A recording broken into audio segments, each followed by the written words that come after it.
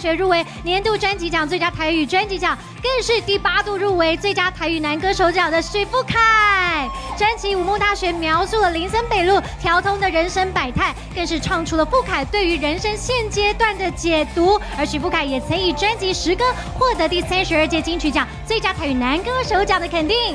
欢迎我们的老朋友，你们两位好。但是真的很难把调通文化跟你联想在一起。你有做过田野调查吗？可以跟大家分享一下。五木大学这张专辑呢，我要谢谢我的团队，他们特别真的到林森北路去调查了很多的人事物，所以才做出了这张五木大学。所以我希望呢，今天如果有得奖，这个奖项是给我的团队的。哦，加油了！谢谢，谢谢。得奖，上台讲，上台讲。OK， 欢迎大家好。对。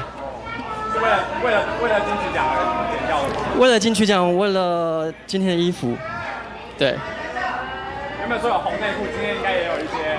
有穿啊，但是我这个衣服没办法打开，不好意思。是冰湿款吗？冰湿。那入围心情怎么样？这么多。第8次了，希望今天就一路发啦。对，然后希望拿这个奖给我的团队。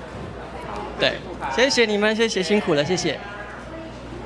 我觉得有身材很好，就差一点。好，许富凯来啦，许富凯我是期待的。牛仔的，哇，他这裤子厉害了，裤子很好看，裤子厉害了。哎，这个也可以进入那个，有一点巴黎世家的那种，很巴黎世家哦。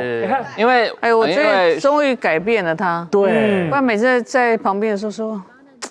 这为什么没有造型师？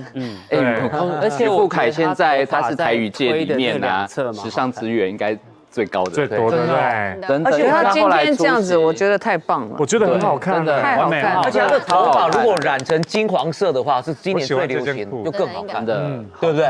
我觉得这样直接加入购物车，我也想加入这个牛仔裤，会想买，对啊，许富凯可以加，我觉得他也有加入哦，还有一种怪帅。